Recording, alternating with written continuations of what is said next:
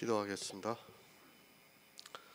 사랑과 은혜가 많으신 아버지 하나님, 주님의 은혜에 감사와 찬양을 드립니다. 아버지 하나님, 오늘도 우리가 주님 안에서 모여 이렇게 교제할 수 있도록 인도하시는 은혜 감사드립니다. 우리가 이 자리를 통해서 정말 복음을 알아가는데 부족함이 없도록 도와주시옵소서. 사도 바울이 우리에게 가르쳐주기를 우리 피조물들이 허무한데 굴복한다고 말씀을 하고 있사옵나이다. 정말 이 세상을 살아가면서 우리가 율법에 굴복할 수 없지만 예수 그리스도의 은혜로 말미암아 우리가 영으로 새롭다 의롭다 하심을 받을 수 있도록 인도하시는 은혜 감사드립니다. 정말 하나님께서 놀라운 은혜로 말미암아 우리가 육체는 썩어짐으로 썩게 하시고 영으로 다시 살 수 있도록 인도하시는 은혜 감사드립니다. 하늘의 소망을 가지고 살아가는 귀한 성도들이 될 수 있도록 역사하여 주시옵소서. 모든 말씀 예수 그리스도의 이름으로 기도했습니다. 아멘. 로마서 8장 20절을 보겠습니다. 제가 읽어드리겠습니다. 피조물이 허무한데 굴복하는 것은 자기 뜻이 아니요 오직 굴복해 하시는 이로 말미암으니라. 아멘. 초대교회입니다. 그들은 엄청난 고난을 당하면서도 믿음으로 이긴 성도들입니다. 지금은 우리나라만 해도 민주주의가 몇십 년 계속되다 보니까 왕정국가의 실상을 잘 모르고 있습니다. 그리고 당시의 죄수들은 인권이라는 것이 없었다는 것을 역사를 통해서 잘 보여주고 있습니다. 고난입니다. 사도 바울은 양자의 영을 받은 성도들에게 자녀이면 예수 그리스도와 함께한 후사라고 말씀을 하면서 우리가 그와 함께 영광을 받기 위하여 고난도 함께 받을 것이라고 말씀을 하고 있습니다. 그러면서 지금 받고 있는 고난은 장차 우리에게 나타날 영광에 좋게 비교할 수 없다고 말씀을 하고 있습니다. 이 시대는 고난을 모르고 있습니다. 그것은 우리 성도들에게 큰 안심이 되고 있습니다. 사실 우리가 잘 알고 있지만 우리나라만 해도 100여 년 전만 해도 예수 그리스도를 믿는다는 그 이유만으로 고난을 당했습니다. 일제강점기만 해도 예수 그리스도를 믿는다는 것은 쉬운 일이 아니었습니다. 그것은 육체의 고난입니다. 그들을 폄하하고 싶은 생각은 없습니다. 그러나 그들이 받은 고난이라는 것은 어쩌면 자기 종교를 위해서 받은 고난에 불과할 수 있습니다. 하지만 사도 바울은 그런 고난이 아니라 율법을 지키지 않는 것으로 인하여 받는 고난을 말씀하고 있습니다.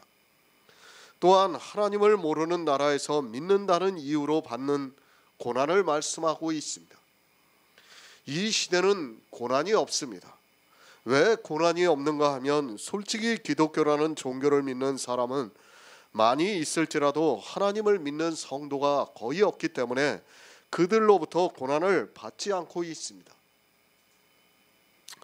지금 우리 그리스도 편지에서 율법을 완전히 폐하고 예배를 한다는 것을 그들이 모르기 때문에 고난을 주지 않고 있다고 보아야 합니다.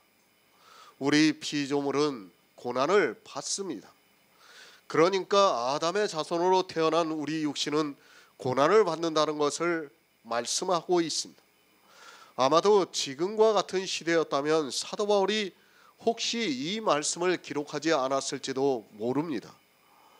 그러나 우리가 유럽의 역사를 모아서 잘 알고 있겠지만 중세 시대만 해도 종교의 권력이 너무 강해서 많은 사람이 종교 재판에 넘겨서 고난을 주었습니다. 육신의 생명입니다. 그것까지도 빼앗기는 고난을 당했습니다.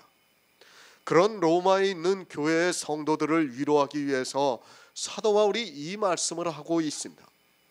우리가 영화를 통해서도 잘 알고 있습니다. 당시 원형 경기장에서 예수 그리스도를 믿는 성도들을 가두어 놓고서 굶주린 맹수를 풀어놓고 잡아먹게 했던 것을 볼 수 있습니다. 그런 고난입니다. 유대인들로부터도 고난을 받았습니다. 그리고 또 로마라는 강대국에 의해서 고난을 받았습니다.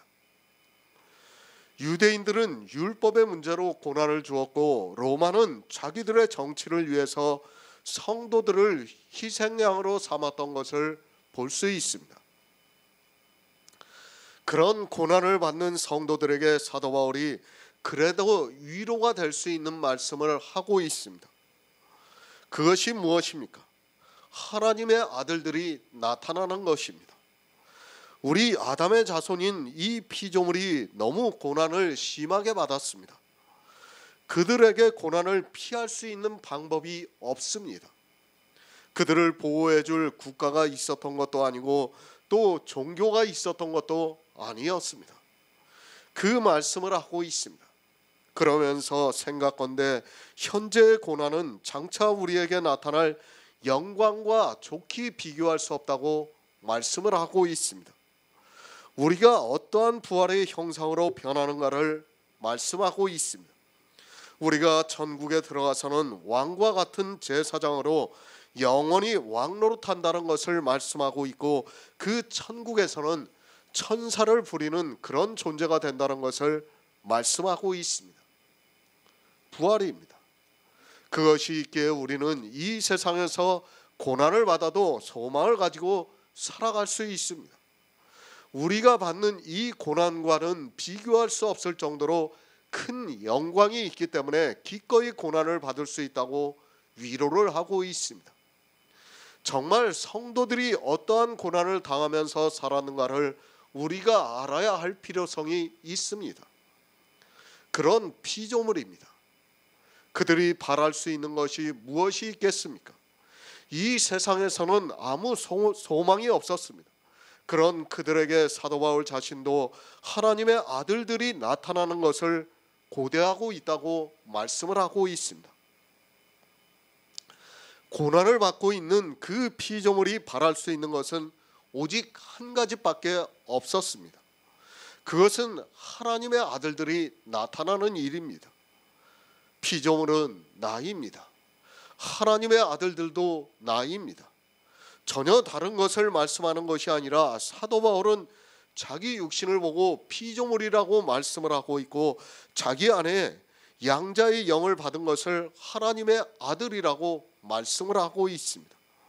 생명을 빼앗기는 그런 고난에서 성도들이 바랄 수 있는 것은 하나님의 아들들이 나타나는 것뿐이라는 것을 잘 알고 있습니다. 역시 마찬가지입니다. 우리에게는 고난은 별로 없습니다. 그러나 우리 역시 하나님의 아들들이 나타나는 것을 고대를 하고 있습니다. 성경에서 하나님의 깊은 뜻을 알게 되면 우리가 피조물이 바랄 수 있는 것은 오직 하나님의 아들들이 나타나는 것뿐이라는 것을 알 수 있습니다. 얼마나 영광스럽습니까? 정말 하나님의 아들들이 나타날 때는 우리가 상상도 못하는 일이 우리 앞에 펼쳐질 것입니다. 물론 그것은 피조물이 받는 것이 아니라 하나님의 아들들이 받는다고 말씀을 하고 있습니다. 성도는 피조물을 나라고 하지 않고 하나님의 아들들을 나라고 하고 있습니다. 진짜 나는 하나님의 아들이라는 것을 사도 바울이 가르쳐주고 있습니다. 우리는 피조물입니다. 그러나 이 피조물들에게 하나님의 아들들이 되게 하기 위해서 예수 그리스도께서 이 세상에 오셔서 구속의 일을 이루셨습니다. 그리고 오직 믿음으로 그의 영이 우리 안에 거하고 있습니다. 이 영을 하나님의 영, 예수 그리스도의 영이라고 말씀하고 있고 또 양자의 영이라고 말씀하고 있습니다. 새 번역을 보겠습니다.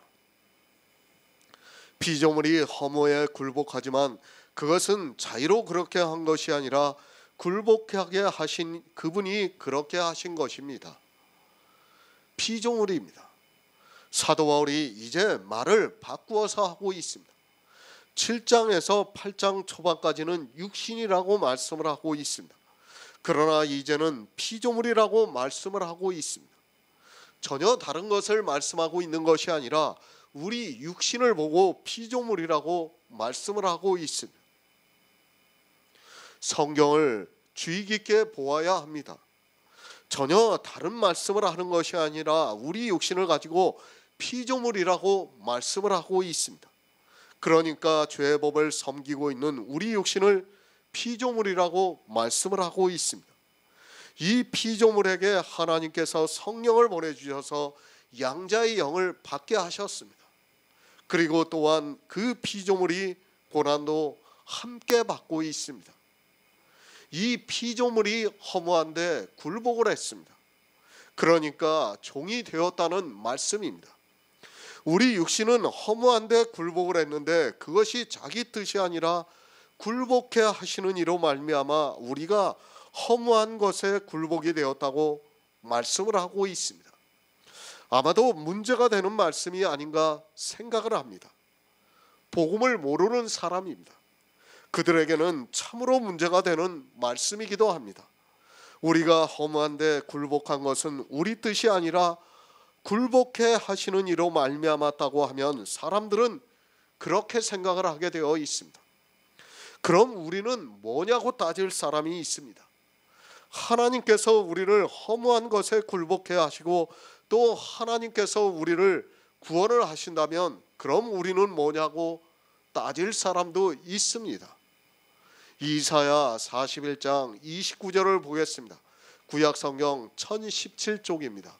구약성경 1017쪽 이사야 41장 29절입니다.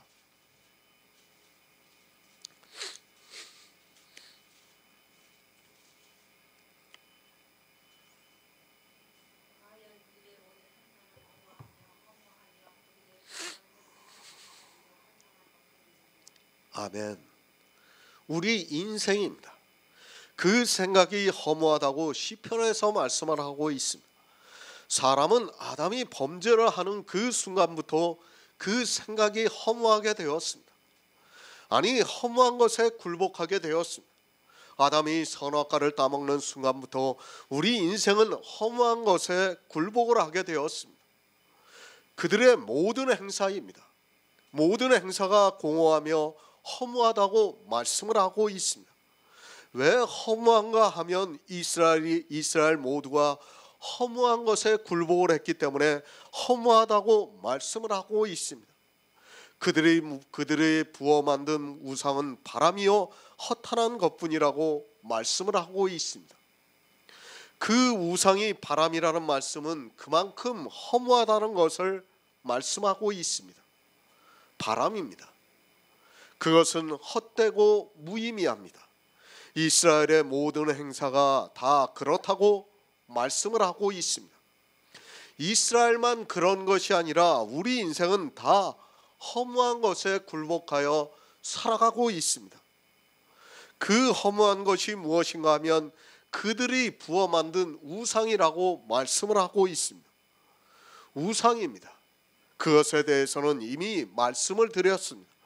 내 육신으로 지키고 있는 율법의 행위가 다 우상이라는 것을 말씀을 했습니다. 교회 안에서 하고 있는 사람의 모든 행위가 다 우상인데 그것이 허무하다고 말씀을 하고 있습니다. 우리 피조물은 그 허무한 것에 다 굴복을 하고 말았습니다. 그것을 사도 바울이 육신으로는 죄법을 섬긴다고 말씀을 하고 있습니다. 모두가 율법입니다. 이렇게 율법을 지키고 있는 것을 사도 바울이 여러 가지로 표현을 해서 말씀을 하고 있지만 사람들은 도무지 깨닫지를 못하고 있습니다. 우리 피조물은 그렇게 허무한 것에 굴복이 되고 말았다고 말씀을 하고 있습니다. 이스라엘만 허무한 것에 굴복한 것이 아니라 모든 피조물은 다 허무한 것에 굴복이 되었습니다. 사람의 생각입니다. 그 자체가 허무하다는 것을 알아야 합니다. 그러니까 사람은 육신으로 죄의 법을 섬기고 살아가고 있다는 말씀입니다. 율법을 지키면서 살아가는 그것을 사도 바울이 피조물이 허무한데 굴복을 했다고 말씀을 하고 있습니다. 사실 사람이 지킨 그 율법의 행위가 얼마나 허무한가를 이 시대 기독교인들은 깨닫지를 못하고 있습니다. 율법 헛되다고 말씀을 하고 있습니다. 허무의 사전적인 뜻이 헛되고 무의미하다고 말을 하고 있습니다. 그러니까 사도 바울이 말씀하고 있는 피조물이 허무한 것에 굴복을 했다는 말씀은 우리 인생은 율법에 다 굴복이 되어 있다는 말씀입니다. 다시 말씀을 드리지만 우리 인생의 지혜로 성경을 보면 모두가 율법을 지키게 되어 있습니다. 이스라엘을 보시기 바랍니다. 그들이 얼마나 율법주의에 빠졌습니까? 그리고 이방의 교회를 보시기 바랍니다. 그들은 율법주의에 빠져 있으면서도 자기들이 율법을 지킨다는 것조차 인지를 못하고 있습니다. 사실 제사만 안 드리고 있지 이스라엘 못지않게 율법을 지키고 있으면서도 자기들이 교회 안에서 하고 있는 행위가 율법이라는 생각조차 하지 못하고 있습니다. 허무한데 굴복을 했습니다. 그것을 이사야서에서는 그들의 부어 만든 우상이라고 말씀을 하고 있습니다. 이스라엘이 우상을 부어 만들었습니까? 착각하지 마시기 바랍니다. 그들이 십계명을 몰라서 우상을 부어 만들었다고 생각하지 마시기 바랍니다.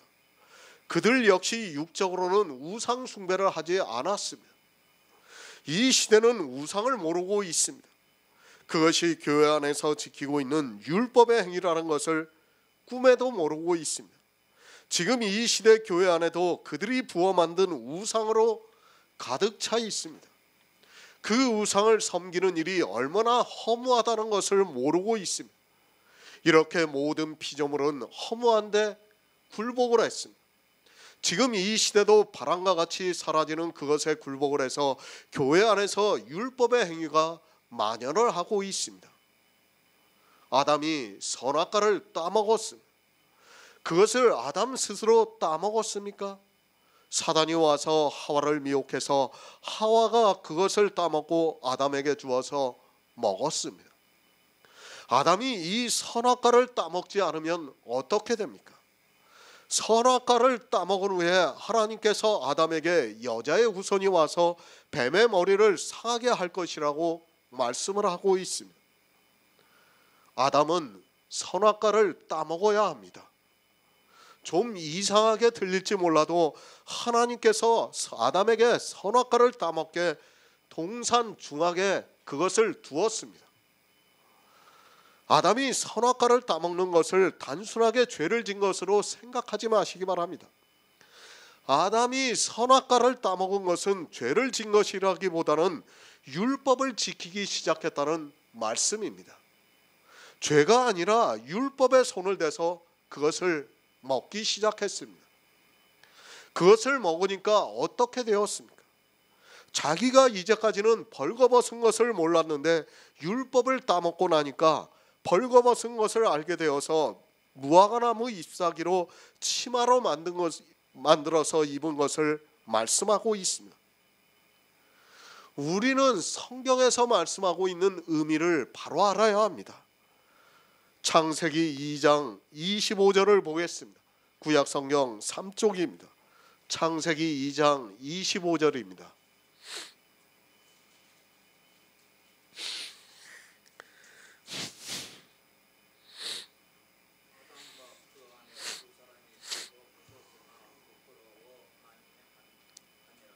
아멘. 요한계시록 3장 17절을 보겠습니다. 신약성경 402쪽입니다.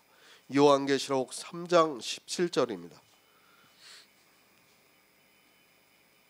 내가 말하기를 나는 부자라 부유하려 것이 없다 하나 내 부부한 것과 가련한 것과 가난한 것과 늙은 것과 벌거벗은 것을 알지 못하니까. 아멘. 아담이 선악과를 따먹기 전입니다. 아담과 하와가 벌거벗고 있어서나 부끄러워하지 않았다고 말씀을 하고 있습니다. 그러나 아담이 선악과를 따먹고 난 후에 자기가 벗은 것을 알고 나서 무화과나무 잎사귀로 치마를 만들어서 입었습니다. 아담이 따먹은 선악과가 무엇인가를 알아야 합니다. 율법입니다. 율법이 세상에 오기 전에는 아담은 부끄러워하지 않았습니다. 그러나 율법을 먹고 나니까 자기가 벗은 것을 알고 부끄러우니까 치마를 만들어서 입었다고 말씀을 하고 있습니다. 선악과를 따먹기 전까지는 아담은 벗었으나 부끄러워하지 않았습니다. 그러나 선악과를 따먹고 난 후에는 자기가 벗은 것을 알고 부끄러워서 무화과나무 잎사귀로 치마를 만들어서 입었습니다. 선악과는 율법입니다. 하나님께서 에덴에 아담과 하와를 지으시고 생명나무 실과와 선악을 알게 하는 나무를 동산 중앙에 두셨습니다. 그리고 아담에게 선악과를 따먹지 말라고 하셨습니다. 왜 따먹지 말라고 하셨는가 하면 율법의 행위 아래 있는 자는 반드시 사망을 당하기 때문에 따먹지 말라고 말씀을 하셨습니다. 굴복했습니다. 아담은 피조물입니다. 하나님께서 흙으로 지으시고 코에 생기를 넣어주셨다고 말씀을 하고 있습니다. 이 피조물이 선악과를 따먹은 것은 율법에 굴복을 했다는 말씀입니다. 성경은 처음부터 율법을 지키면 반드시 죽는다는 것을 말씀하고 있습니다. 라오디게아 교회입니다. 나는 부자라 부유하여 부족한 것이 없다 하나 그 내 곤고한 것과 가련한 것과 가난한 것과 눈먼 것과 벌거벗은 것을 알지 못한다고 말씀을 하고 있습니다. 율법의 행위로 부자가 되어 있는 라오디게아 교회에 있는 사람들에게 내 곤고한 것과 가련한 것과 가난한 것과 눈먼 것과 벌거벗은 것을 알지 못한다고 말씀을 하고 있습니다. 아담도 벌거벗었습니다. 그리고 라오디게아 교회 사람도 벌거벗었습니다. 아담은 자기가 선악과를 따먹고 벌거벗은 것을 알았지만 라오디게아 교회에 있는 사람들은 자기가 벌거벗은 것을 알지 못하고 있습니다.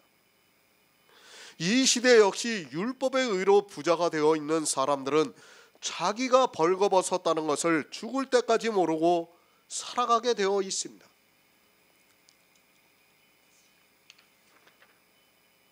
율법 허무합니다. 그것이 얼마나 헛되다는 것을 모르고 있습니다. 사람의 이성에는 그것이 부자로 보입니다. 하나님을 믿는 성도와 같이 보인다는 말씀입니다. 그러나 율법의 행위가 어떻다는 것을 잘 말씀을 해주고 있습니다. 내 곤고한 것과 가련한 것과 가난한 것과 눈먼 것과 벌거벗은 것을 알지 못한다고 말씀을 하고 있습니다. 사람의 지혜입니다. 율법을 지키면 그것이 좋게 보입니다. 율법을 지키는 것을 누가 나쁘다고 하겠습니까? 율법의 행위를 나쁘다고 하는 그가 도리어 이상한 사람으로 취급을 받게 되어 있습니다. 그래서 사람의 지혜는 사람의 생각은 허무한 것에 굴복하게 되어 있습니다. 그러나 정작 사람은 자기들의 지혜가 얼마나 허무한가를 모르고 있습니다.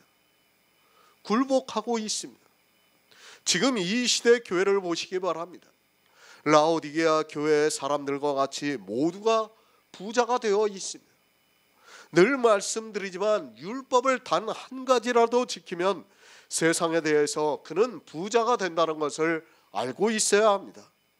그렇게 부자가 되는 순간에 자기가 벌거벗은 것을 모르게 되어 있습니다. 왜 율법을 지킵니까? 우리는 아담이 선악과를 따먹는 그 순간부터 태생적으로 율법주의라는 것을 알아야 합니다. 아담이 선악과를 따먹을 때 혼자 따먹은 것이 아니라 우리 역시 같이 따먹었다는 것을 알아야 합니다. 그것이 성경에서 말씀하고 있는 대표성입니다. 아담이라는 사람의 조상이 그것을 따먹었으면 모두가 따먹은 것이 됩니다. 그것을 말씀하고 있습니다. 우리 피조물은 허무한 것에 굴복을 했습니다. 나는 아니라고 하지 마시기 바랍니다. 우리 피조물은 모두가 다 아담이 선악과를 따먹을 때 함께 따먹었다는 것을 알아야 합니다. 우리 인생을 대표하는 사람이 아담이고 또 하나님의 아들들을 대표하시는 분이 예수 그리스도라는 것을 성경을 통해서 깨달아야 합니다. 그래서 성경에서 말씀하는 거예요. 아담이 선악과를 보니까 어떻습니까? 보암직도 하고 먹음직도 하다고 말씀하고 있습니다. 왜 그렇습니까? 우리가 율법을 보면 어떻습니까? 정말 지키고 싶은 겁니다. 예? 선악과 율법은 같다는 것을 알고 있어야 됩니다. 사람의 이성으로 율법을 보는 순간에 그것을 안 지킬 수 있는 사람이 없다는 것을 성경이 이미 가르쳐주고 있는 겁니다. 율법을 보는 순간 우리는 태생적으로, 그러니까 우리 피조물은, 하나님께서 지은 피조물은 율법을 보는 순간 따먹게 되어 있다는 거예요. 따먹게 돼요. 아담입니다. 그래서 그를 오실자의 표상이라고 말씀을 하고 있습니다. 모든 인생을 대표하는 사람이 아담입니다. 그리고 하나님의 아들들을 대표하시는 분이 예수 그리스도라는 말씀입니다. 우리 성도는 아담의 피조물로 태어났지만 하나님의 은혜로 양자의 영을 받아 예수 그리스도와 함께 하나님의 아들들이 되었다는 말씀입니다. 아담은 굴복했습니다. 선악과를 따먹었다는 말씀입니다. 그런데 아담이 굴복한 것은 자기 뜻이 아니요 오직 굴복해야 하시는 이로 말미암았다고 말씀을 하고 있습니다. 아담이 선악과를 따먹은 것은 아담의 뜻이 아니요 오직 굴복해야 하시는 하나님께로 말미암았다고 말씀을 하고 있습니다. 왜 아담을 굴복해 하셨습니까? 우리는 성경을 바로 알아야 합니다. 하나님께서 아담을 피조물로 지으셨을 때는 이유가 있습니다. 그것은 하나님의 아들들이 되게 하기 위해서 아담을 지으셨습니다. 그러니까 아담이 선악과를 따먹음으로 해서 하나님의 아들들이 될 수 있다는 말씀입니다. 여러분이 잘 이해를 하셔야 합니다. 아담은 피조물입니다. 그 피조물이 하나님과 함께 살 수 있습니까? 지음을 받은 그 피조물은 하나님과 함께 살 수 없습니다.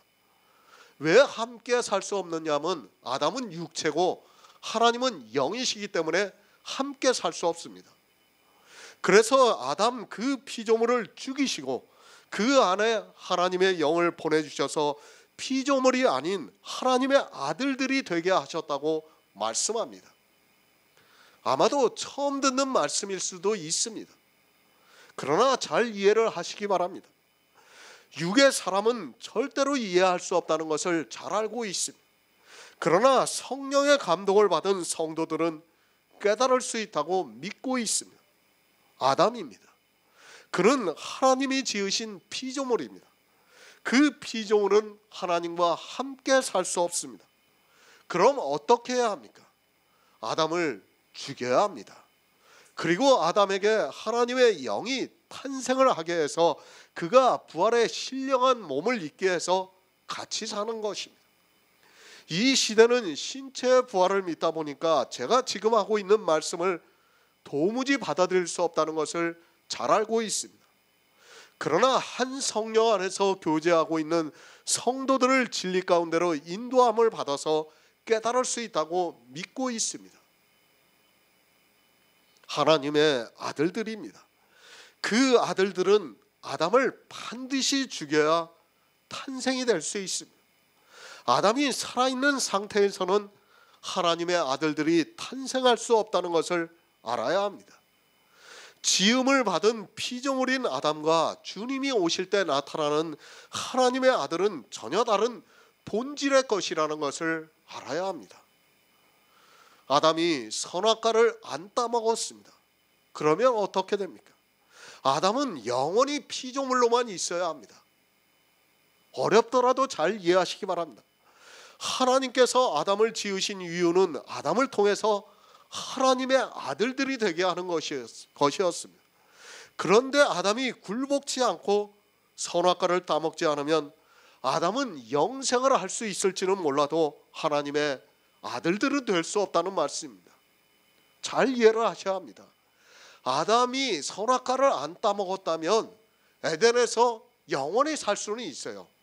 그러나 어떻습니까? 하나님의 아들들은 될 수 없습니다. 그렇기 때문에 하나님께서는 에덴 동산 중앙에 선악을 알게 하는 나무를 심어 놓으신 겁니다. 그 나무를 보니까 아담이 안 먹을 수가 없는 거예요. 굴복을 할 수밖에 없는 겁니다. 우리 육을 가진 인생은 율법을 보는 순간에 굴복할 수 없다는 것을 이미 에덴에서 가르쳐 주신 것입니다. 하나님께서는 모든 사람이 구원을 받으며 진리를 아는 데 이르기를 원하신다고 말씀하고 있습니다. 구원입니다.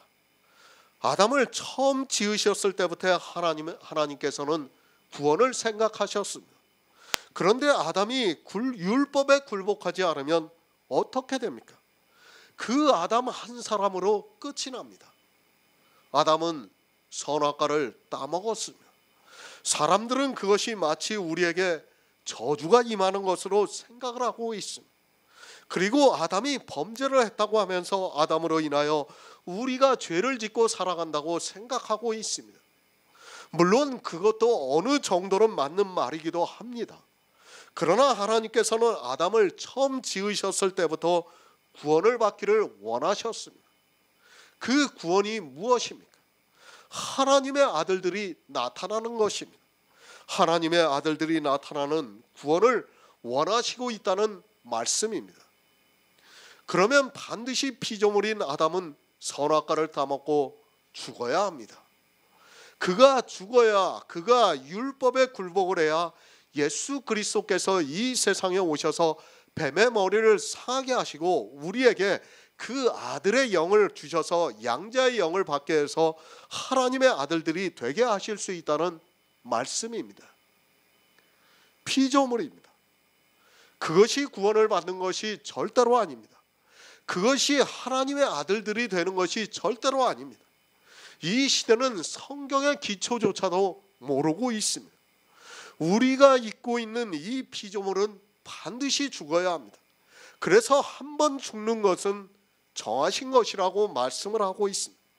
하나님께서는 처음부터 우리에게 하나님의 아들들이 되게 하시려고 아담에게 선악과를 따먹게 하셨습니다. 이 피조물이 무엇입니까? 우리 육체의 정과 욕심입니다. 이 피조물이 굴복을 해서 죽은 성도만이 양자의 영을 받을 수 있습니다. 그러나 안타깝게도 이 시대는 피조물이 죽지를 않고 있습니다.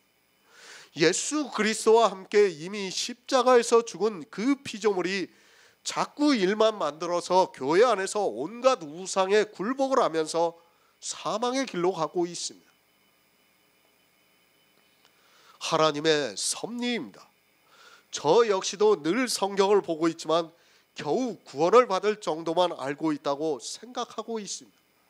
정말 하나님께서는 처음부터 놀라운 뜻을 펼치시면서 우리를 구원하시고 있다는 것밖에는 말씀을 드릴 수밖에 없습니다. 그렇게 하나님께서 역사를 하셨기 때문에 피조물이 굴복을 해서 그래서 그 피조물이 죽고 이제 그 피조물들에게 양자의 영을 주셔서 구원을 하시고 있습니다. 다른 번역입니다.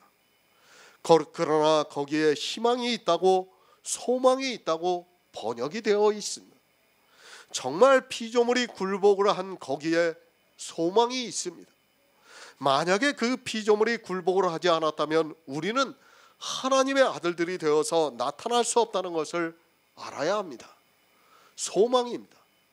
우리의 소망이 무엇입니까? 하나님의 아들들이 나타나서 천국에 들어가서 영원히 왕노릇하면서 살아가는 그것입니다. 정말 이 소망은 우리가 상상도 할 수 없는 그런 일이 펼쳐지게 되어 있습니다. 하나님께서 그 아들들에게 무엇을 아끼시겠습니까? 로마서 8장 21절을 보겠습니다. 신약성경 250쪽입니다. 로마서 8장 21절입니다.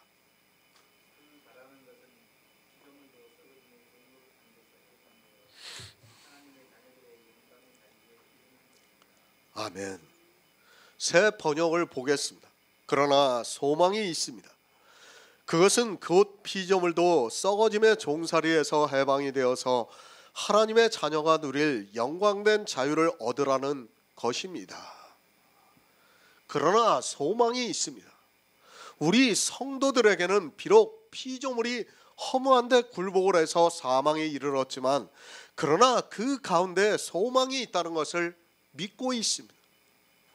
우리는 모두가 율법으로 죄법을 섬김으로 해서 모두가 사망에 이르게 되었지만 그 가운데 소망이 있다고 말씀을 하고 있습니다.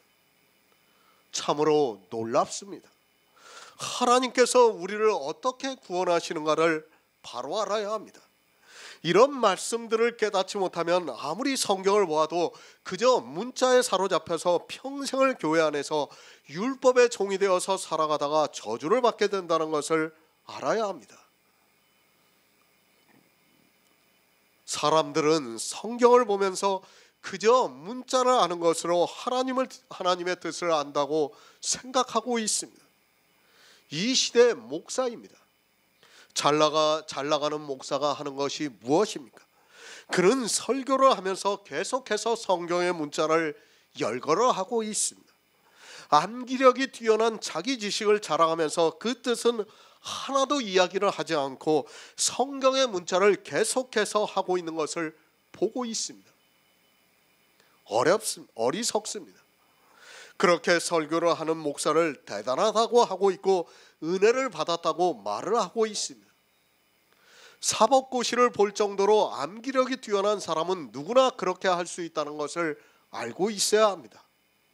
그것은 가르치는 자가 아니라 일반 교인들도 지적인 능력이 있으면 그 정도는 누구나 할 수 있다는 것을 알고 있어야 합니다. 피조물들이 허무한데 굴복했습니다. 그 허무한 것이 무엇인가 하면 율법입니다. 그래서 저주를 받아 사망에 이르게 되었습니다. 그렇게 허무한데 굴복을 하는 것은 사람이 그렇게 한 것이 아니라 하나님께서 아담을 굴복하게 하셨다고 말씀을 하고 있고, 아담은 에덴에서 선악과를 따먹었습니다. 그리고 그 피조물은 흙이니 흙으로 돌아가라고 말씀을 하고 있습니다. 그러나 거기에 소망이 있습니다. 아담이 선악과를 따먹고 흙이니 흙으로 돌아갔습니다. 그러나 하나님께서는 아담을 그렇게 굴복해 하신 것은 아담에게 소망을 주시기 위해서라고 말씀을 하고 있습니다. 아담이 선악과를 따먹고 나서 무화과 나무 잎으로 치마를 만들어서 자기 부끄러움을 가렸습니다. 그러나 하나님께서는 가죽옷을 지어 입히셨습니다. 정령 죽어야 하는 아담에게 구원의 옷을 입혀주셨습니다. 비록 피조물이 허무한데 굴복을 해서 흙으로 돌아가야 하지만 하나님께서는 그 아담에게 가죽옷을 지어 입히시고 소망을 갖게 하셨습니다. 율법을 주셨습니다. 분명히 우리는 율법으로는 저주를 받을 수밖에 없습니다. 그러나 그 저주를 받게 하는 그 율법으로 말미암아 우리에게 소망이 있다는 말씀입니다. 율법의 저주를 받아 죽은 우리 피조물들을 위해서 하나님께서 이 세상에 예수 그리스도를 보내주셔서 양자의 영을 받아 하나님의 아들들이 되게 하셨다는 말씀입니다. 성경은 참으로 놀랍습니다. 하나님께서 우리를 어떻게 구원하시는가를 알아야 합니다. 그저 문자를 아는 것으로 하나님을 안다고 하지 마시기 바랍니다. 하나님께서 우리를 구원하시는가를 모르고 어떻게 구원하시는가를 모르고 있다면 그는 세상에서 가장 불쌍한 자가 되고 만다는 것을 알아야 합니다.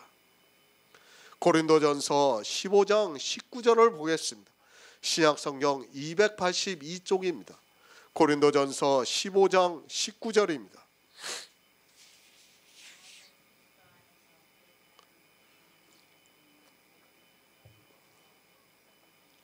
아멘. 그 바라는 것입니다. 이 시대 기독교인들은 자기들이 무엇을 바라야 하는 줄을 모르고 있습니다. 교회 안에 온갖 우상이 있고 바알이 있어서 이 생에서 얻고 싶은 것을 바라느라고 그것을 위해서 기도를 하고 있습니다. 하나님께서는 둘 다 주시지 않는다는 것을 알고 있어야 합니다. 마음입니다. 마음이 있는 곳에 재물이 있다고 말씀을 하고 있습니다. 교회 안에 있는 거의 모든 사람들이 천국을 바라고 있다고 말을 하고 있습니다. 그러나 그들의 행위를 보면 천국을 바라는 것이 아니라 이 생의 것을 바라고 있다는 것을 알고 있어야 합니다. 그들의 기도는 다 이 생의 것을 바라고 있고 그것을 하나님께서 응답해 주신다고 생각하고 있습니다. 우리 성도도 마찬가지입니다. 우리도 이 생의 것을 바라요. 그걸 안 바란다고 하면 거짓말입니다. 그러나 교회 안에 있는 사람과 우리가 차이가 무엇입니까? 우리는 그냥 분복으로서 바랍니다. 기도를 하지 않아요.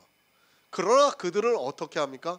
하나님께 그것을 달라고 기도를 합니다.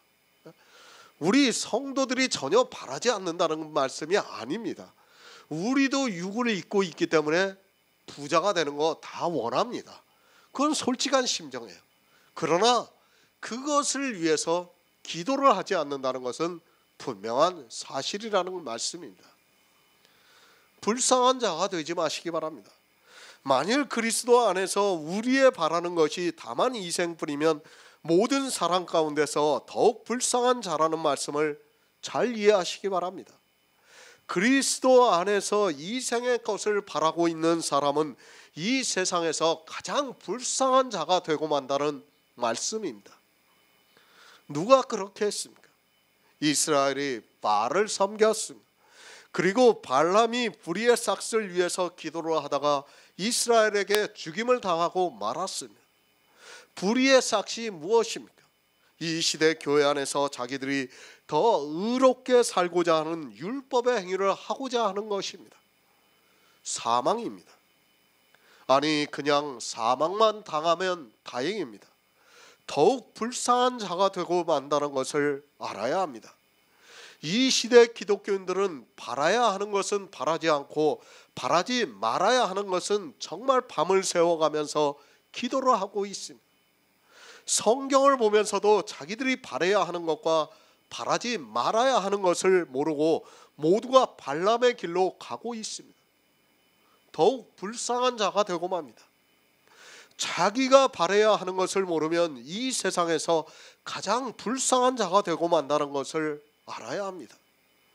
지금 우리나라 기독교는 성경에서 너무 멀리 벗어나 있다는 것을 알아야 합니다.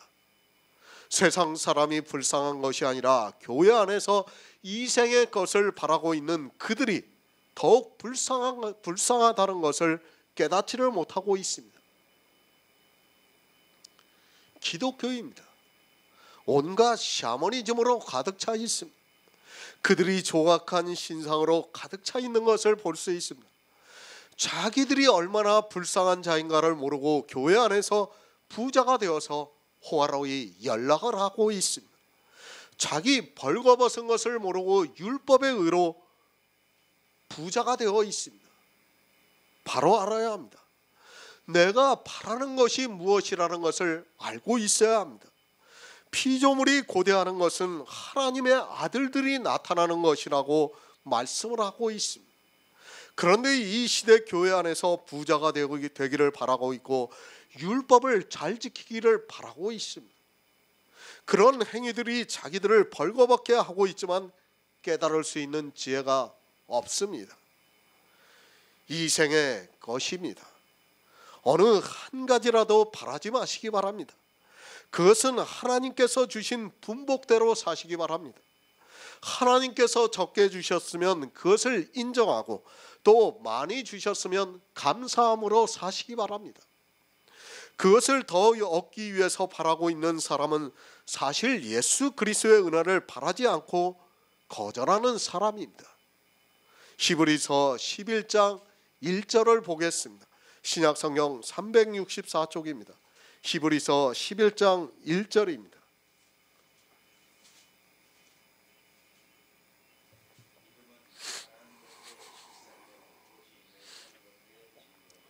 아멘. 성도의 믿음입니다. 오직 나의 의인은 믿음으로 살리라고 말씀을 하고 있습니다. 우리의 바라는 것이 무엇입니까? 그것은 영생입니다. 이 시대는 자기들이 바라는 것이 무엇인가를 모르고 있습니다. 하나님께 나와서 아무 것이나 자기들의 생각에 있는 것을 바라면 되는 것으로 생각하고 있습니다. 절대 아닙니다. 하나님께서는 우리 인생들이 구원을 받기를 원하시고 있습니다. 왜 아담을 허무한 데 굴복하게 하셨습니까? 그것은 아담을 구원해 주셔서 하나님의 아들들로 살기를 원하셨기 때문입니다. 만약에 그것이 아니라면 하나님은 정말 이해할 수 없는 분이라는 것을 알아야 합니다. 구원이 있기 때문에 아담을 허무한 데 굴복하게 하셨습니다. 그러나 거기에는 바라는 것이 있습니다. 비록 아담이 허무한 데 굴복을 해서 그 피조물은 썩어 흙으로 돌아갔지만 소망이 있다는 말씀입니다.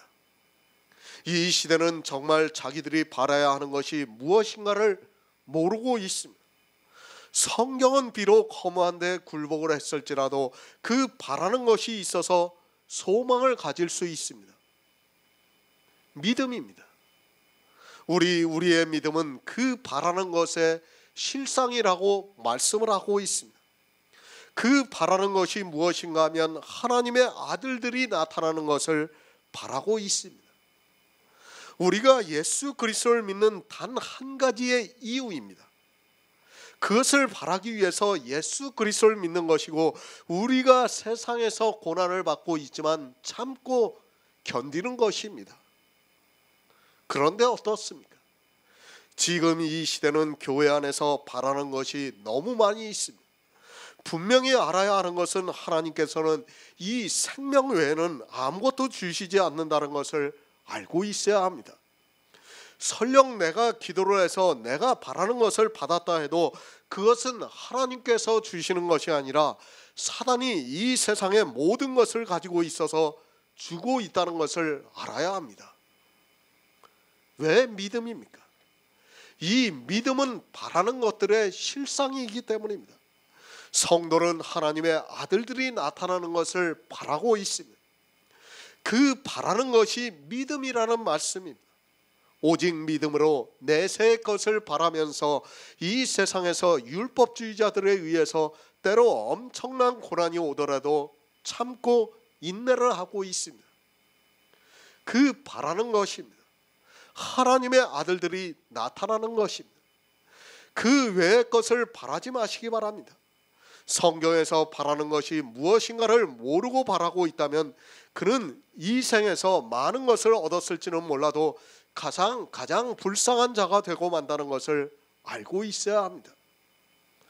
양자의 영을 받은 성도는 현재 고난을 당하더라도 장차 우리에게 나타날 영광을 알고 있기 때문에 견딜 수 있습니다.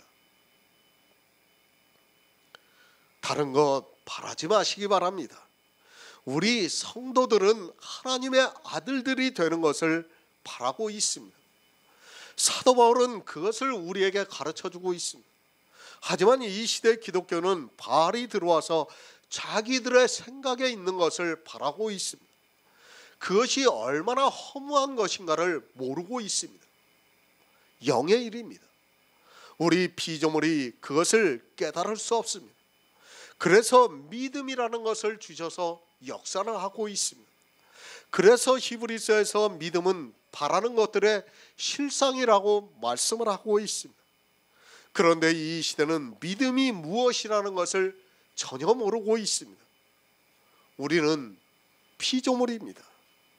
그 피조물이 허무한 것에 굴복을 했습니다. 그렇게 굴복을 하신 것은 하나님께서 우리에게 하나님의 아들들이 되게 하시는 역사입니다. 그런데 바라는 것이 무엇인가를 모르고 있습니다.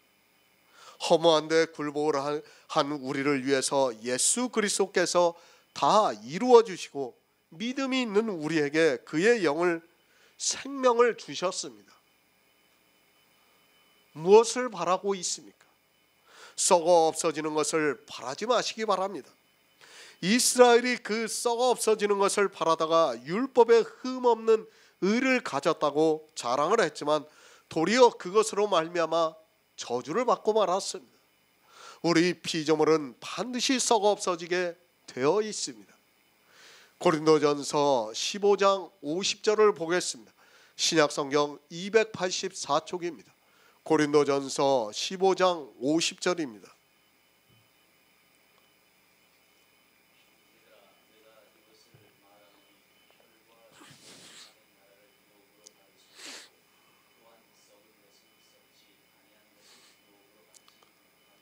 아멘. 썩어 없어집니다. 성경은 분명히 가르쳐주고 있습니다. 혈과 육은 하나님 나라를 유업으로 받을 수 없다고 말씀을 하고 있습니다. 왜 받을 수 없는가 하면 썩어 없어지기 때문입니다. 썩은 것은 썩지 아니할 것을 유업으로 받을 수 없다고 말씀을 하고 있습니다. 그런데 어떻습니까? 이 시대는 이 썩을 혈과 육이 천국에 들어간다고 하면서 신체의 부활을 이야기를 하고 있습니다. 성경에 이렇게 명확하게 썩을 것은 썩지 아니할 것을 유업으로 받을 수 없다고 말씀하고 있지만 성경을 보는 것이 아니라 자기들이 배운 신학을 기초로 해서 성경을 보다 보니까 성경을 보는 눈이 다 소경이 되어 있습니다.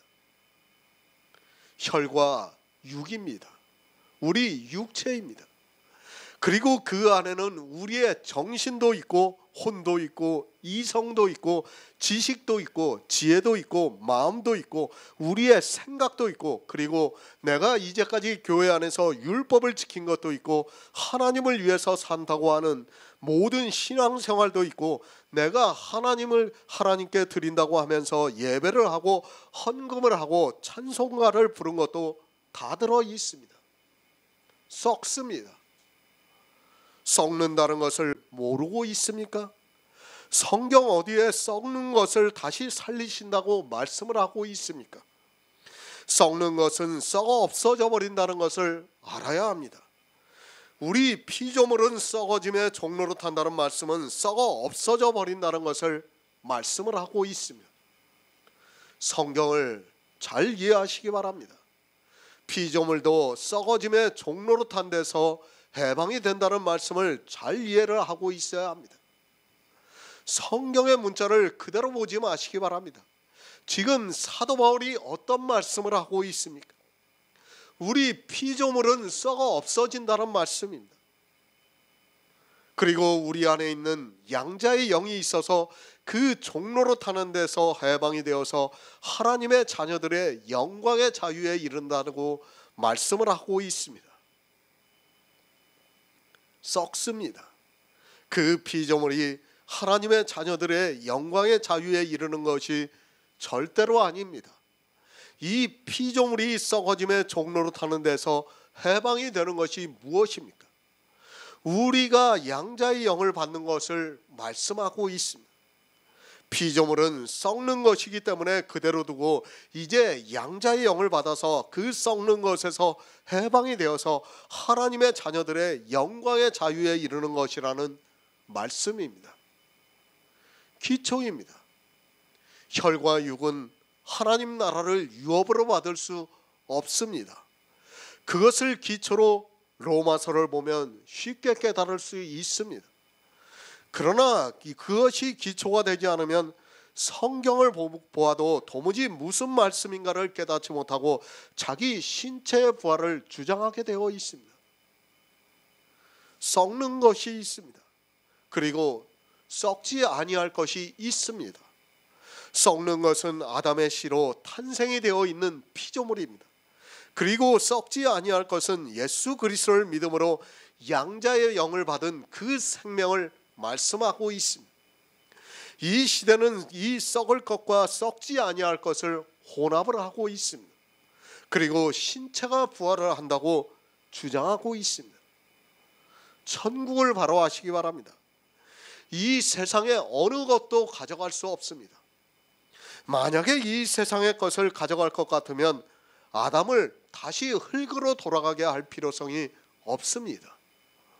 그렇지 않습니까? 하나님께서 구원을 하시고자 하는 사람을 그때마다 하늘로 들려 올라가게 하면 됩니다. 아주 간단합니다. 그러면 교회 안에 있는 사람들도 자기들이 들려 올라가기를 바라면서 어떻게 해야 들려 올라갈까를 늘 생각하게 되어 있습니다. 그렇게 해서 신체의 부활을 하면 더 많은 사람이 구원을 받을 수도 있습니다. 그러나 하나님께서는 피조물을 썩게 하셨습니다. 그것은 하나님의 아들들이 나타나게 하기 위해서 그렇게 했다는 말씀입니다. 우리 인생입니다. 피조물이라는 것을 한시도 잊어서는 안 됩니다. 그 피조물은 썩어 없어집니다. 그렇게 썩어 없어지는 우리 피조물을 하나님께서 사랑하셔서 그 썩어짐에서 해방이 되게 하셨습니다. 썩어지면 그냥 사라지고 만다는 말씀입니다. 그렇게 사라지는 것에서 해방이 되게 해서 우리에게 양자의 영을 주셔서 하나님의 아들들이 되게 하셨다는 말씀입니다. 구원을 바로 하시기 바랍니다. 우리 피조물은 흙으로 지음을 받았기 때문에 흙으로 돌아가서 썩어 없어집니다. 그 피조물을 어떻게 해서 구원을 하는 것이 절대로 아닙니다. 비록 이 피조물은 썩어 없어지지만 우리에게는 예수 그리스도로 말미암아 하나님의 자녀가 되는 하나님의 영이 거할 수 있게 되었습니다. 물론 하나님의 능력으로 우리 피조물을 그냥 구원하실 수도 있습니다. 그런 능력이 없다는 게 아니에요. 하나님은 충분히 그럴 능력이 있습니다. 그런데 왜 우리에게 영을 주셨습니까? 하늘은 하나님은 영이시기 때문입니다. 영이라는 것은 더러운 게 하나도 없다는 거예요. 점과 흠도 없이 깨끗한 것을 영이라고 하는 겁니다. 그 생명을 주시기 위해서 우리 이 피조물을 썩어 없어지게 만드신 것입니다. 베드로전서 1장 23절을 보겠습니다. 신약성경 378쪽입니다. 베드로전서 1장 23절입니다. 너희가 거듭난 것이 썩어질 씨로 된 것이 아니요 썩지 않을 씨로 된 것이니 아멘. 피조물입니다. 그것은 썩어질 씨라고 말씀을 하고 있습니다. 정말 이 구원에 대해서 바로 깨달아야 합니다. 썩어지는 이 씨가 구원을 받는다고 생각하기 때문에 사람들이 율법주의와 성화주의에서 벗어나지를 못하고 있습니다. 그 신체가 구원을 받는다고 하니까 그것을 조금이라도 더 잘해서 천국에 가려고 하다가 다 율법주의에 빠지고 있습니다. 거듭남입니다. 그리스도 편지에서 정말 많이 말씀을 하고 있습니다. 분명히 거듭남이 무엇이라는 것을 가르쳐주고 있는 말씀입니다. 너희가 거듭난 것이 썩어질 씨로 된 것이 아니요 썩지 아니할 씨로 된 것이니 하나님의 살아있고 항상 있는 말씀으로 되었다고 말씀합니다. 썩어질 씨입니다. 그것은 아담이고 피조물입니다. 우리가 두 번 나는 것은 아담의 씨가 조금도 포함이 되지 않은 놀라운 하나님의 역사입니다. 그러나 이 시대는 그 신체가 거듭나서 하나님 나라에 들어갈 수 있다고 말을 하고 있습니다. 성경을 조금만 주의 깊게 보아도 알 수 있는 그것을 이 시대 기독교인들은 종교의 교리에 묶여서 빠져나오지를 못하고 있습니다. 썩어질 씨가 아닙니다. 우리 안에 있는 양자의 영은 썩어질 씨가 아닙니다. 우리에게 있는 양자의 영은 썩어질 씨가 조금도 포함되지 않은 하나님의 영이라는 것을 바로 아시기 바랍니다. 하나님께서 무엇이 부족해서 우리의 것을 포함시키려고 하겠습니까? 우리의 바라는 것입니다. 그것은 이 피조물이 구원을 받는 것이 아닙니다. 자기가 바라는 것이 무엇인가를 정확하게 아시기 바랍니다. 우리가 바라는 것은 피조물은 썩어지는 것으로 버리고 그 썩어짐에서 해방이 되어서 하나님의 항상 있는 말씀으로 하나님의 자녀가 되어 영광의 자유에 이르는 것이라고 말씀을 하고 있습니다. 이 시대는 성경을 너무 모르고 있습니다. 아니, 성경을 보는 눈이 다 소경이 되어 있습니다. 왜 그런가 하면 사람의 허무한 생각으로 이 성경을 보기 때문입니다. 육의 일과 영의 일을 전혀 분별을 못하고 있습니다. 하나님께서는 아담을 피조물로 지으시고 그를 허무한 데 굴복해 하시고 그 피조물은 썩어 없어지게 하시고 하나님의 아들들이 되게 하셨는데 깨닫지를 못하고 있습니다. 저는 이 시대 가장 문제가 되는 것이 무엇이라고 생각하냐면 신학이라고 생각을 해요. 신학.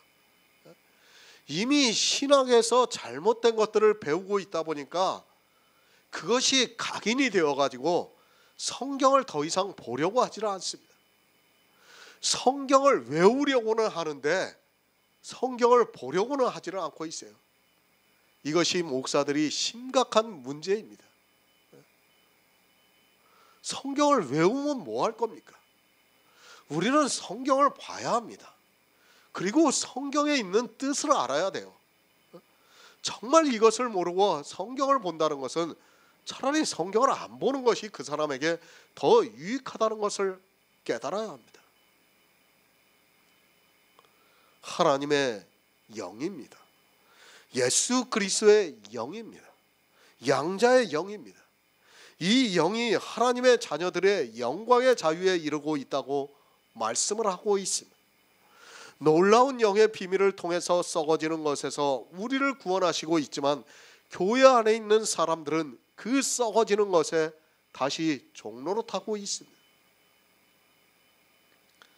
거듭남을 바로 하시기 바랍니다. 이 시대는 거듭남 자체를 모르다 보니까 성경을 아무리 보아도 그 뜻을 이해할 수 없습니다. 거듭나는 것은 피조물이 썩어지면서 종노릇하는 데서 해방이 되는 역사를 말씀하고 있습니다. 이 피조물이 다시 새롭게 되는 것이 아니라 피조물은 썩어 없어집니다. 그리고 피조물을 통해서 양자의 영을 받아서 그 영이 부활을 하는 것을 말씀을 하고 있습니다. 육입니다. 그것에 어느 것도 천국에 들어갈 수 없습니다. 오직 영만이 천국에 들어갈 수 있다는 것을 알아야 합니다. 육체의 어느 것을 가지고 들어가려고 하는 사람은 천국을 모르는 어리석은 사람입니다. 이 피조물은 썩어짐의 종노릇하는 데서 해방이 됩니다. 이 말씀은 썩어 없어져 버린다는 말씀이지 이 썩어지는 것은 천국에 들어간다는 말씀이 절대로 아닙니다. 구원파에서 거듭남에 대해서 아주 주장을 하고 있어요. 근데 뭡니까? 다 말장난에 불과해요. 말장난에. 그들이 말하는 것이 무엇입니까? 이 영에 대해서는 하나도 설명을 못하면서 그리고 어떻게 생각합니까? 마치 자기들만이 의롭고 자기들만이 거듭나가지고 천국에 들어간다고 말을 하고 있습니다. 그들의 말장난에 구원파 안에 있는 사람들은 자기들만이 거듭났다고 하면서 다 그리로 따라가고 있어요. 성경에서 말씀하고 있는 거듭남에 대해서는 전혀 알지도 못하는 그들이 자기들만 거듭났다고 이야기를 하고 있습니다. 얼마나 웃기는 이야기입니까? 그런데도 깨닫지를 못하고 거기에 모두가 빠져 있습니다. 우리는 정말 이 영의 일에 있어서 기초를 알아야 합니다. 피조물은 썩어 없어집니다. 그 피조물이 무엇인가 하면 아담으로부터 탄생이 된 육체를 말씀하고 있습니다. 그 육체는 내가 가지고 있는 모든 것을 포함하고 있습니다. 마음도 육체입니다. 어느 곳에서는 마음은 육체가 아닌 것으로 생각하고 있습니다. 마음이 어디에 있습니까? 내 육체에 있다는 것을 알아야 합니다.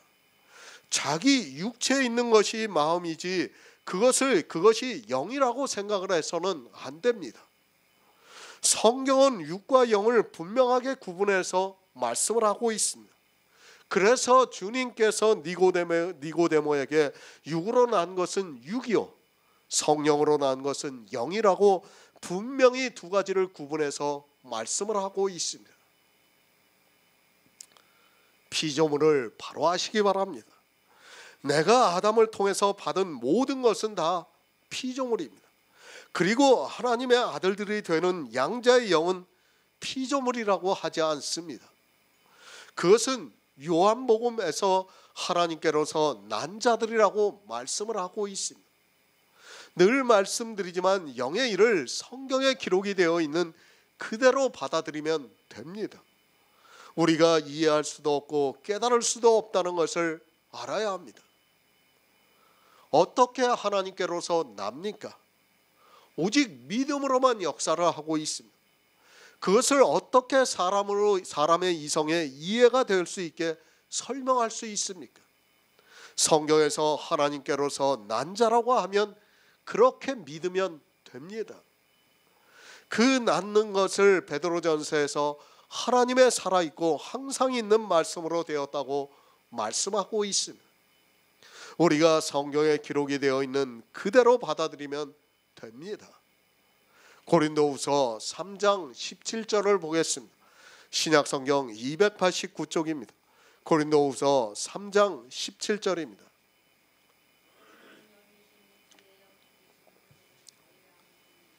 아멘. 피조물입니다. 우리는 바라고 있습니다. 무엇을 바라고 있는가 하면 썩어짐의 종로로 타는 데서 해방이 되어서 하나님의 자녀들의 영광의 자유에 이르는 것을 바라고 있습니다. 피조물이 그렇게 되는 것이 아니라 내 안에 있는 양자의 영이 그렇다고 말씀을 하고 있습니다.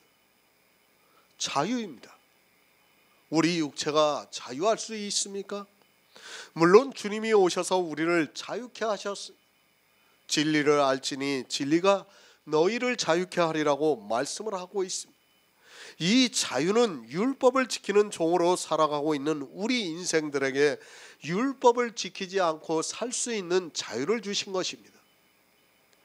로마서에서 말씀하는 자유입니다. 하나님의 자녀들의 영광의 자유에 이르는 것이라고 말씀을 하고 있습니다. 그러니까 우리의 영이 자유를 누리는 것을 말씀을 하고 있습니다. 우리가 아무리 자유하다고 해도 이 세상에서 완전한 자유를 누릴 수 없다는 것을 알고 있어야 합니다. 하나님의 자녀들의 영광의 자유가 영광이 무엇입니까? 그것은 부활을 말씀하고 있습니다.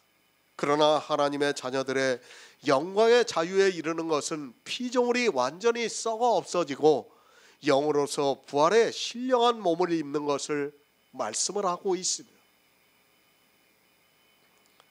자유합니까?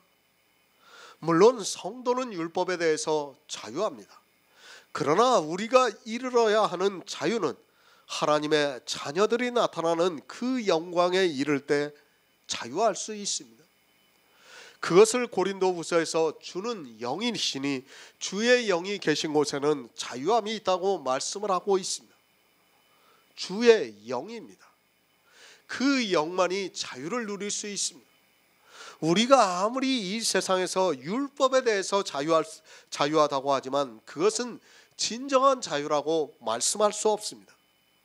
언제 자유가 임하는가 하면 하나님의 자녀들의 영광으로 나타날 때 자유에 이르게 된다고 말씀을 하고 있습니다.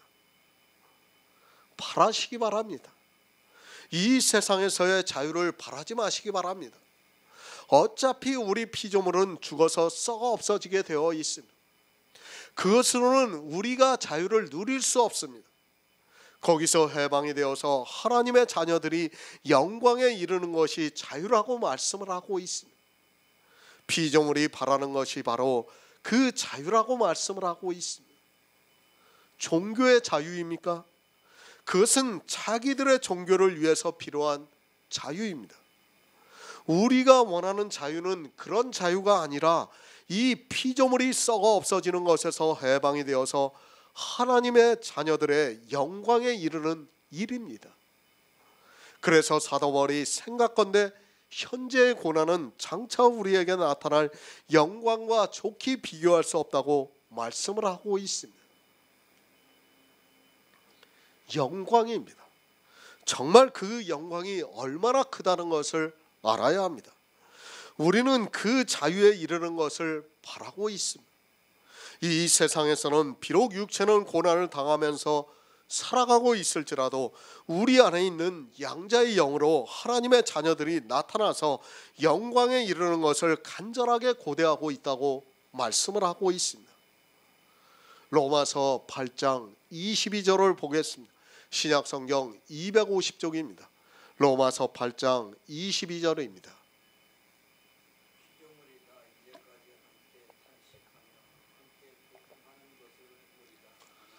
아멘. 새 번역을 보겠습니다. 우리 피조물이 이제까지 함께 신음하며 함께 해산의 고통을 겪고 있다는 것을 우리는 압니다. 모든 피조물입니다. 이 세상의 모든 사람은 다 피조물입니다. 피조물이라고 하니까 이상한 생각하지 마시기 바랍니다. 우리 인생 모두는 다 피조물이라는 것을 알아야 합니다. 제가 로마서 강해를 예전에 쓴 것이 있습니다. 지금 다시 보고 있지만 그때는 성경을 바로 깨닫지를 못해서 이 피조물에 대해서 다르게 썼던 것으로 기억하고 있습니다. 우리는 피조물입니다. 사도 바울은 우리 피조물을 말씀하고 있는 것이지 다른 것을 말씀하는 것이 아닙니다. 썩어 없어져 버리는 그 피조물을 말씀하고 있습니다. 이제까지 모든 사람들을 다 피조물로 말씀하고 있습니다. 우리 인생은 하나님께서 지으신 피조물입니다. 만물의 영장입니까? 우리는 그저 피조물에 불과하다는 것을 알아야 합니다. 피조물이 무엇입니까? 사전적인 뜻도 조물주에 의해서 만들어진 것을 피조물이라고 말을 하고 있습니다. 우리는 하나님께서 온 우주를 창조하셨다는 것을 믿고 있습니다. 그러나 이 온 우주에는 하나님께서 말씀으로 지으신 것이 있고 또 직접 지으신 것이 있습니다. 그 피조물입니다. 하나님께서 직접 지으신 피조물입니다. 지금은 과학이 발달해서 이 피조물에 대해서 받아들이지를 못하고 있습니다. 먼 우주에서 어떤 물체가 들어와서 진화를 하다 보니까 지금 모든 생명체가 생겨났다고 말을 하고 있습니다. 물론 어느 정도는 진화에 대해서 부정하고 싶지는 않습니다. 그러나 생명에 대한 창조는 반드시 하나님께서 하셨다는 것을 믿어야 합니다. 온 우주를 보시기 바랍니다. 지금도 천문학자들이 별을 관측하고 있고 매일 새로운 별들을 찾아내고 있습니다. 우리가 셀 수 없을 정도로 많은 별들이 우주에 있습니다.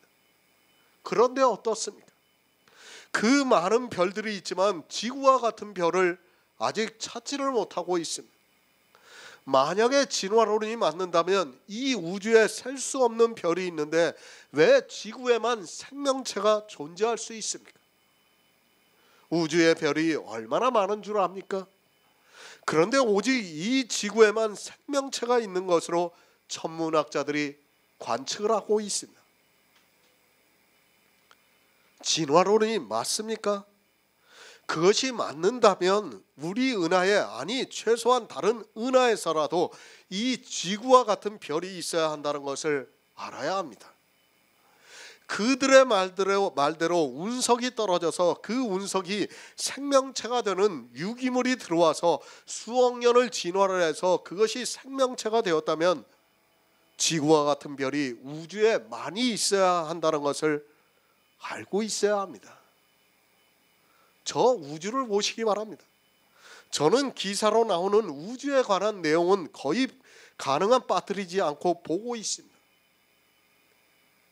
텔레비전에서 그런 내용이 있으면 가능한 다 보고 있습니다. 그런데 이 우주와 지구와 이 우주에 지구와 같은 별이 없다는 것이 천문학자들의 공통된 주장이라는 것을 알아야 합니다.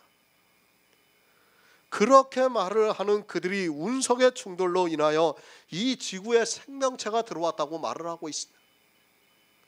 어떻게 주장합니까? 빅뱅이 일어났다고 얘기합니다. 빅뱅이 일어나 가지고 먼지 구름들이 부닥치고 하다 보니까 이 지구가 탄생이 됐다고 합니다. 물론 인정할 수 있어요. 저도 100번 인정할 수 있어요. 그리고 그 어느 우주에 있는 운석 조각이 지구에 들어와 가지고 그 지구의 유기물들이 결국 그 운석에 있는 유기물이 지구의 생명, 그러니까 햇빛과 태양과 이 반응을 해서 지금 생명체가 태어나 가지고 지금 지구에 이렇게 우리가 존재한다고 말을 하고 있어요. 제가 묻겠습니다. 그 사람들한테 묻고 싶어요. 우주의 별이 얼마나 되는지 아십니까? 제가 아는 한 지금까지 과학으로 밝혀낸 별이 한 사람당, 우리 지구에 있는 한 사람당 3조 개가 된대요. 내가 가질 수 있는 별이 3조 개가 된답니다. 그럼 생각해 보세요. 거기서 빅뱅이 일어나 가지고 별이 부닥쳐 가지고 부닥치고 운석이 부닥치고 부닥치고 해 가지고 지구와 같은 별이 탄생이 됐어요. 그럼 왜 지구와 같은 별이 하나도 탄생이 안 됩니까? 그걸 어떻게 과학적으로 설명할 수 있어요? 한 사람당 3조 개예요. 예? 그럼 지구 인구가 70억 명이에요. 3조 개에다 70억을 곱해 보세요. 그러면 왜 지구와 같은 별이 존재할 수 없느냐는 얘기예요. 물론 그들이 말하는 운석의 충돌 같은 거 100번 이해를 합니다. 지구가 그렇게 만들어졌다는 거 부인하고 싶지는 않아요. 그러나 생명만은 하나님께서 주신다는 것을 우리가 알아야 합니다. 아무리 그들의 주장이 100번 옳다고 해도 그것을 부정할 수는 없습니다. 그렇지 않습니까? 만약 그들이 진화론이 그렇게 해서 운석의 충돌로 해서 지구와 같은 별이 생기고 태양계가 생기고 태양이 우주에 하나만 있습니까? 수도 없이 많아요. 태양이. 그 수많은 태양 중에서 그러면 왜 지구만 유기물이 작동을 합니까? 운석이 충돌을 해서. 다른 데도 있어야 될 거 아닙니까? 130억 년 전에 그런 충돌이 있어가지고 빅뱅이 일어났다면, 그래가지고 지구의 나이가 지금 뭐 45억 년 됐다고 얘기를 하는데, 그렇다면 다른 우주에서도 또 있어야 될 거 아닙니까? 그런 게. 그 130억 년이라는 기간 동안에 왜 지구만 있습니까? 그게 말이 된다고 생각해요? 물론 빅뱅이라는 것은 100번 이해가 돼요. 이해할 수 있습니다. 저도 그거를 부정하고 싶지 않아요. 그러나 사람의 탄생, 생명체의 탄생은 하나님께서 주시지 않으면 안 된다는 것을 알고 있어야 합니다. 우주입니다. 아직 경계가 어디까지인지도 모르고 있습니다. 그런데 우리와 같은 피조물이 없다는 것은 진화론적으로 볼 때 맞지 않습니다. 인간들은 계속해서 별을 보게 되어 있습니다. 그리고 더 멀리 그리고 자세하게 볼 수 있는 천체 망원경을 개발하고 있습니다. 그리고 우주로 무인 탐사선을 보내서 멀리 있는 별들을 보고 있습니다. 그러나 지구와 같은 별이 없습니다. 이것은 진화론을 주장하는 그 사람들이 풀어야 할 숙제입니다. 아니, 이 지구가 멸망할 때까지도 그것은 풀어지지 않는 숙제가 되고 말 것이 분명합니다. 생각해 보시기 바랍니다. 그들이 말하는 진화론이 얼마나 모순된 것인가를 알아야 합니다. 지구의 생명체가 그들이 말하는 대로 탄생이 된다면 이 지구보다 나이가 많은 수많은 별들 중에 어느 정도 조건을 갖추고 있는 별들 중에서 피조물이 없다는 것을 어떻게 설명할 수 있겠습니까? 설명이 안 됩니다. 이 시대 과학자들이라고 하지만 그들이 진화론을 주장하고 있지만 우주를 보면 더 설명이 안 된다는 것을 알고 있어야 합니다. 하나님의 아들들입니다. 그 영광이 얼마나 크다는 것을 알아야 합니다. 우주 곳곳에 이런 피조물이 있는 것이 절대로 아닙니다. 하나님께서 이 지구에만 우리 인생들을 피조물로 지으셨습니다. 우리가 받는 구원이라는 것이 얼마나 위대하고 영광스러운 일인가를 알아야 합니다. 저는 그렇게 생각해요. 설령 다른 먼 은하에 우리와 같은 인간이 있다 해도 저는 하나님을 믿을 수밖에 없어요. 왜 믿을 수밖에 없느냐?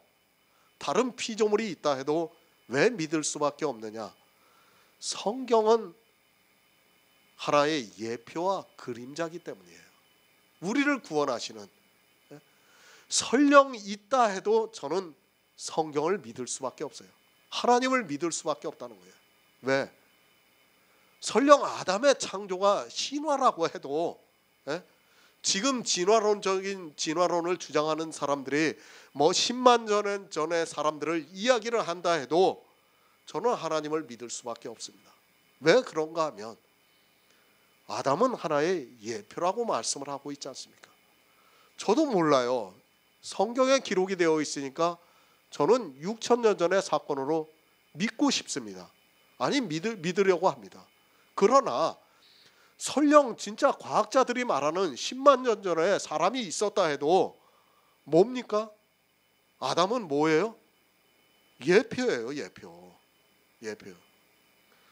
뭐 진짜 과학에서 말하는 그대로 됐을 수도 있어요.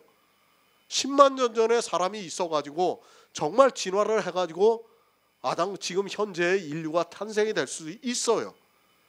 그럴 가능성도 저는 부인을 하고 싶지 않아요. 그러나 어떻습니까? 아담이 예표라는 것을 안다 그러면 우리는 하나님을 믿을 수밖에 없다는 거예요. 만약에 아담이 예표가 아니라면 우리는 믿어서는 안 돼요. 그렇죠. 혹시 과학적으로 그게 잘못이 된다 그러면 믿지를 못할 수도 있습니다. 그러나 하나의 예표이기 때문에 이거는 꼭 아담이라고 규정을 진 건 아니에요. 그러나 저는 그렇게 믿고 싶습니다. 그것은 여러분들의 생각이에요. 여러분들이 어떻게 믿느냐에 따라서 저는 다르다고 생각해요. 그러나 저는 분명히 물론 과학자들이 10만 년 전의 사람들을 뭐 10,000년 전의 사람들 뭐 계속 얘기를 하고 있지만은 그러나 저는 성경을 그대로 믿고 싶습니다. 왜? 우주를 보면 더 그래요. 우주를 보면 그들이 말하는 진화론을 이야기하기에는 우주에 지구와 같은 별들이 수없이 많아야 된다는 것이 정설이에요. 정설. 그렇지 않습니까? 어떻게 없을 수 있습니까?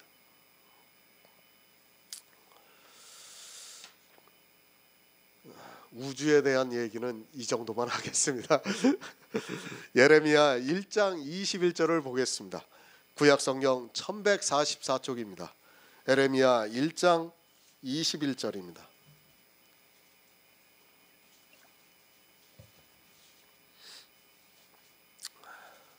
에레미야 애가 1장 21절입니다.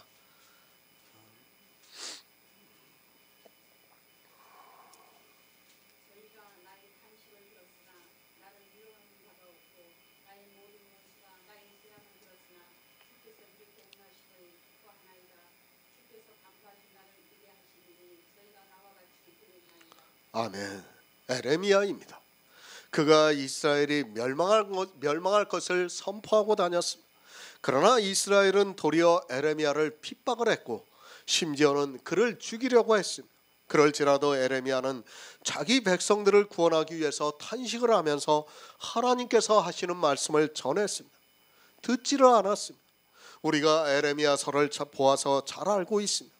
그가 아무리 이스라엘을 향해서 외쳐도 그들은 전혀 듣지를 않았습니다. 도리어 자기들이 하나님을 잘 믿고 있는데 무슨 말을 하고 있느냐고 하면서 에레미야를 핍박을 했습니다. 한 사람도 없었습니다. 하나님을 믿는다고 하는 한 사람도 없었습니다. 그러나 이스라엘은 자기들이 하나님을 잘 믿고 있다고 했습니다. 그것을 보면서 에레미야가 탄식을 하고 있습니다.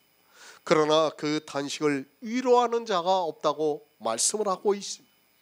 지금도 마찬가지입니다. 솔직히 이 시대의 진리를 알고 있는 사람이 누가 있습니까?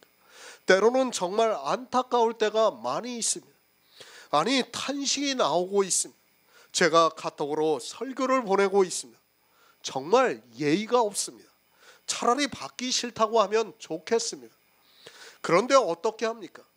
자기들이 어디서 들은 설교를 글로 써서 보내고 있습니다. 또 어느 목사의 동영상을 보내고 있습니다. 그들이 목사나 되면 차라리 낫겠습니다. 왜 피조물들이 탄식을 하고 있는지를 모르고 있습니다. 자기들이 멸망의 길로 가고 있는 것을 보면 안타까운 마음에 어떻게 해서라도 복음을 듣고 보게 하고자 하지만 도리어 마음을 상하게 하고 있습니다. 정말 쓰레기 같은 내용입니다. 그런 것을 저에게 보라고 보내고 있을 때마다 탄식이 나오고 있습니다.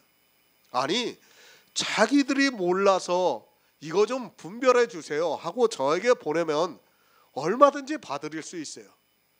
그런데 다른 목사들이 한 설교를 보라고 저한테 그냥 딱 보내고 있습니다. 정말 화가 납니다. 제가 제 동영상을 차라리 안 받겠다고 하면 좋겠다 이거예요. 차라리 그냥 안 보내고 말면 좋지 않습니까? 뭐 하는 겁니까? 그들이 구원을 받았다고 말을 합니다. 솔직히 말씀드려서 구원을 받은 사람이 어디 있습니까? 모두가 종의 영을 받아서 율법을 지키고 있으면서도 자기들이 무조건 양자의 영을 받았다고 하면서 구원을 받았다고 말을 하고 있습니다. 탄식하시기 바랍니다. 왜 탄식해야 하는가 하면 우리 피조물들은 썩어 없어지기 때문에 탄식해야 합니다. 이 썩어 없어지는 것으로 우리가 구원을 받을 수 있는 것이 아니라 오직 하나님께서 성령을 보내주셔서 우리 안에 양자의 영이 있어야 구원을 받는다는 것을 알고 있으면 탄식할 수밖에 없습니다. 내 영혼이 구원을 받았습니까? 성도는 그것으로 끝이 나는 것이 아닙니다. 우리는 주님께서 우리에게 부탁하신 일이 있다는 것을 알고 있어야 합니다. 나에게 생명을 주셨고 그 생명을 전해서 다른 사람도 구원을 받게 해야 합니다. 그런데 이 시대를 보더라도 모두가 율법주의에 빠져 있습니다. 탄식이 나옵니다. 그들에게 복음을 전하면 도리어 우리가 잘못된 길로 가고 있다고 종교 안에 들어오라고 도리어 권면을 하고 있습니다. 다른 복음을 가지고 있는 그들이 복음을 가지고 있는 우리를 가르치려 하고 있습니다. 정말 때로는 안타까운 마음에 탄식이 나오고 있습니다. 믿음의 선진들입니다. 그들이 이스라엘 향해서 복음을 전할 때 그 심정이 어떠했는가를 알 수 있을 것 같습니다. 하나님께서 은혜를 주셔서 진리를 전하고 있지만 그것을 듣고 있는 사람이 거의 없었습니다. 그러면서 자기들이 하나님을 믿고 있다고 하고 또 구원을 받고 있다고 말을 하고 있습니다. 이제까지입니다. 사도 바울이 로마서를 기록할 때까지입니다. 그것으로 끝이 난 것이 아니라 이 시대 역시 탄식을 하고 있습니다. 우리 가까운 인척들만 해도 그렇습니다. 정말 그들을 위해서 이 복음을 전하려고 하면 도리어 우리를 권면을 하려 하고 있습니다. 복음을 전하면 사람들이 듣는 것이 아니라 도리어 가르치려고 하고 있습니다. 베드로후서 2장 7절을 보겠습니다. 신약성경 385쪽입니다. 베드로후서 2장 7절입니다.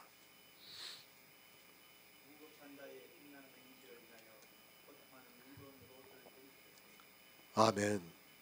함께 고통하고 있습니다. 음란한 행실을 인하여 고통하는 의로운 롯을 건지셨다고 말씀을 하고 있습니다. 성경을 보는 사람의 생각이 문자에 갇혀 있습니다.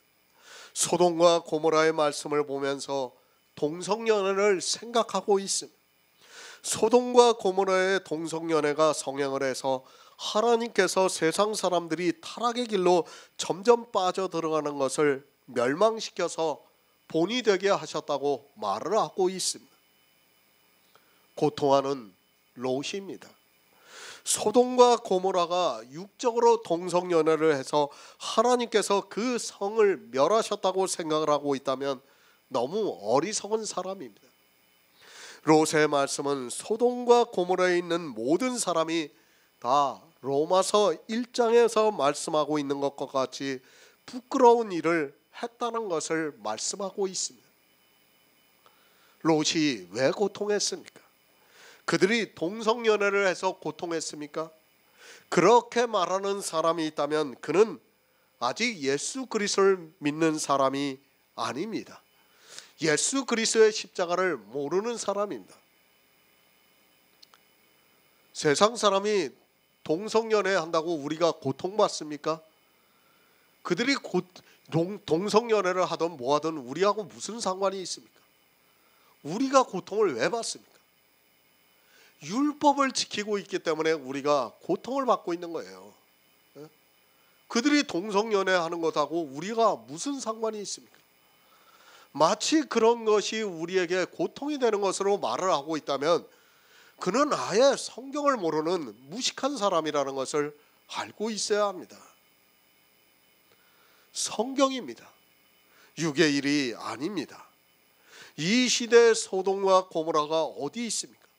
교회가 소돔과 고모라가 되어서 음행을 하고 있습니다. 정말 그들을 볼 때마다 마음이 아픕니다. 그러나 어떻습니까? 그들에게 복음을 전하면 도리어 이상한 이단으로 취급을 받고 있습니다. 사실 이 시대 교회는 소돔과 고모라보다 더 음행에 빠져 있으면서도 깨닫지를 못하고 있습니다. 생각해 보시기 바랍니다. 우리 인척들이 얼마나 지금 교회에 많이 들어가 있습니까? 그들을 위해서 우리가 고통을 받고 있지 않습니까? 그들을 생각하면 마음이 아프기 때문에 고통을 받고 있습니다. 그런데 그들은 도리어 우리를 보고 권면을 하려고 하고 있습니다.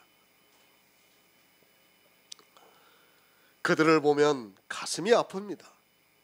더구나 그 안에 내 형제가 있고 부모가 있고 내 자식이 있으면 더욱 고통을 크게 받고 있습니다.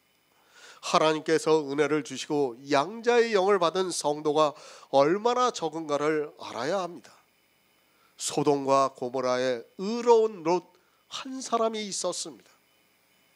모두가 음행에 빠져 있습니다. 이 시대 교회 모두가 음행에 빠져 있습니다.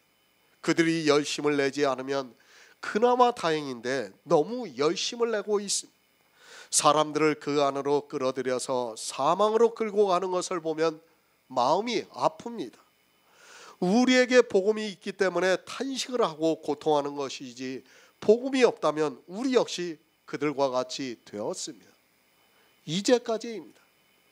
지금 이 시대 역시 마찬가지입니다. 우리 피조물들이 탄식을 하고 있고 고통을 하고 있습니다. 그러나 교회 안에 있는 거의 모든 사람들은 자기들이 무엇을 하고 있는 줄을 모르고 있습니다. 양자의 영을 받은 성도만이 할 수 있는 탄식과 고통이라는 것을 알고 있어야 합니다. 의로운 롯입니다. 이 시대의 의로운 롯이 어디 있습니까? 모두가 종의 영을 받아서 율법의 종이 되어서 육신으로 죄의 법을 섬기고 있습니다. 성도는 이 세상을 살아가는 동안에 교회를 보면 탄식할 수밖에 없습니다. 그리고 마음으로 고통을 받으면서 살아가고 있습니다.